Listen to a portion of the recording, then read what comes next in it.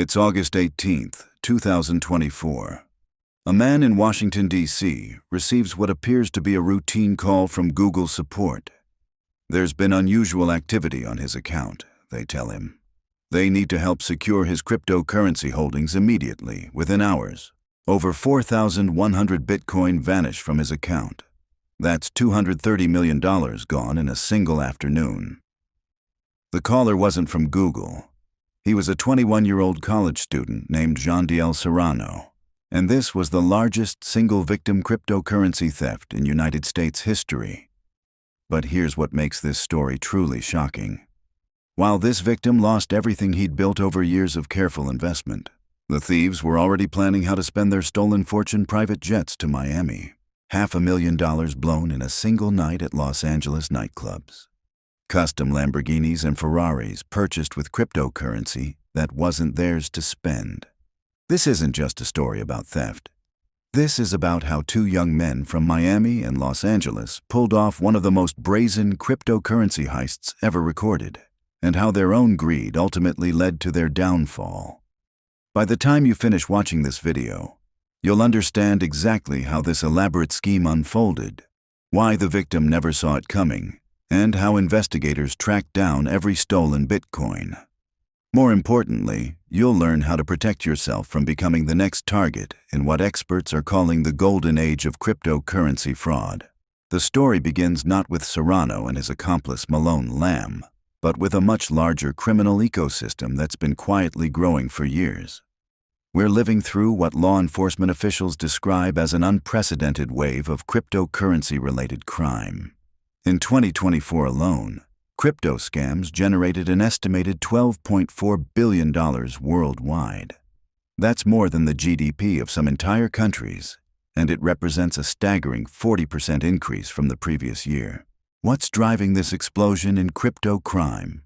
The answer lies in something called pig butchering scams, and despite the bizarre name, these operations represent the most profitable criminal enterprise on the planet right now. The term comes from an old farming practice. You fatten up a pig before you slaughter it. In the cryptocurrency world, scammers spend weeks or even months building relationships with victims, feeding them small wins and fake romantic connections before they drain every dollar from their accounts.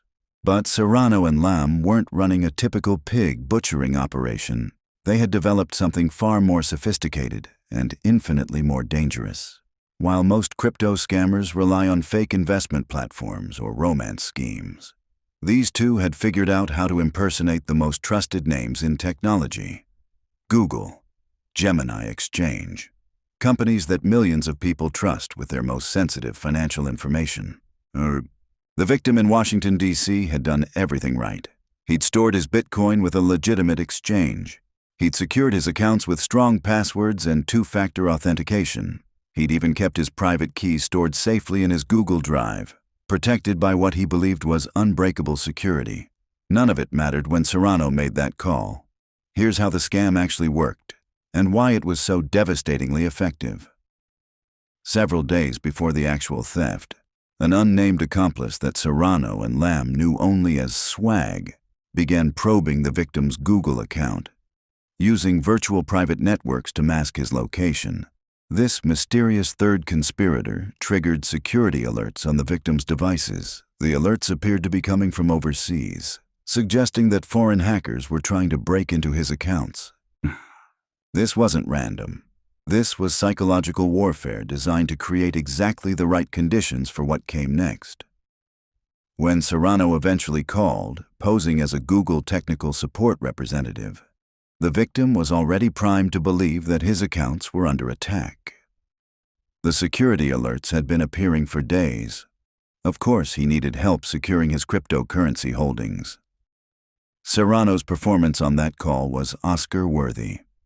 He knew exactly what information to request, exactly how a real Google support representative would speak, and exactly how to guide the victim through what appeared to be legitimate security procedures. But every step was designed to give Serrano deeper access to the victim's digital life. The breakthrough came when Serrano convinced the victim to download remote access software. This is where the scam shifted from social engineering to direct technical manipulation. With real-time access to the victim's computer screen, Serrano could watch every click, every keystroke, every file that was opened. He was no longer just impersonating tech support. He had become a digital parasite, seeing everything the victim could see. What Serrano discovered in those Google Drive files would change both their lives forever. The victim had stored his private keys there, the cryptographic passwords that controlled access to over 4,100 Bitcoin. At the time, those Bitcoin were worth exactly $230 million. It was more money than either Serrano or Lamb had ever imagined possessing. The actual theft happened with surgical precision. While Serrano kept the victim on the phone, walking him through what appeared to be security verification procedures, his accomplices were already moving the Bitcoin out of the victim's accounts. The transfer took minutes. $230 million, accumulated over years of careful investment and market timing, vanished into wallets controlled by complete strangers. But stealing the cryptocurrency was only the beginning. What happened next would reveal just how unprepared Serrano and Lamb were for the magnitude of their own crime. Within hours of the theft, they began making decisions that would ultimately lead investigators straight to their front doors. The spending spree that followed wasn't just extravagant, it was reckless beyond belief. Lamb immediately flew to Los Angeles and began what can only be described as a campaign of conspicuous consumption that defied all logic. At exclusive nightclubs across Los Angeles, Lamb became a legend overnight. Club management later told federal investigators that he would arrive with duffel bags full of cash, attempting to pay tabs that regularly exceeded $500,000 in a single evening. One receipt obtained by authorities showed a jaw-dropping total of $569,528.39 for one night of partying. This wasn't just wealthy behavior. This was the financial equivalent of setting money on fire in public. Meanwhile, Serrano was establishing his own kingdom of excess in Encino, California. He rented a mansion for $47,500 per month, a sum that would represent an entire year's salary for most Americans. But the house was just the beginning. Both men began acquiring automobiles with the fervor of obsessed collectors, except they were shopping with stolen money. The car purchases alone read like a fantasy wish list. Lamborghini Revueltos, Ferrari supercars, Mercedes G-Wagons, a Rolls-Royce, a McLaren, even a Pagani, one of the rarest and most expensive automotive brands in the world. Lamb alone purchased more than 30 exotic vehicles, each one costing hundreds of thousands or even millions of dollars. The logistics of simply storing that many supercars should have been a red flag to anyone paying attention. But perhaps the most telling purchase was Lamb's $2 million watch. Not because of the price, though that amount could buy multiple homes in most American cities. What made this purchase significant was the paper trail it created. Luxury watches of that caliber require extensive documentation, authentication, and insurance. Every transaction leaves digital fingerprints that law enforcement agencies know exactly how to follow. The irony was staggering.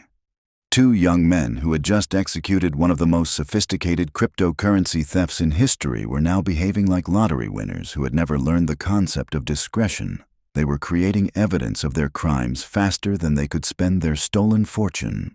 Federal investigators later discovered that the spending wasn't limited to cars and nightclubs.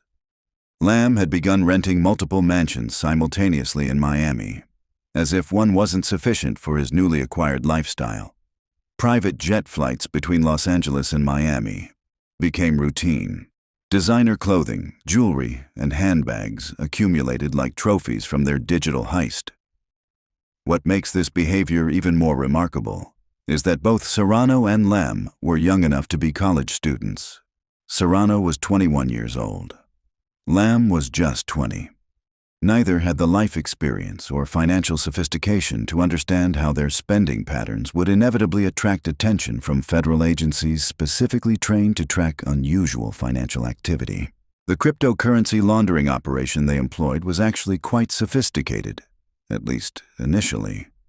They moved the stolen Bitcoin through various mixing services and exchanges, using techniques called peel chains and pass-through wallets designed to obscure the original source of the funds virtual private networks masked their digital locations. Multiple cryptocurrency addresses were used to break up large transactions into smaller, less conspicuous amounts.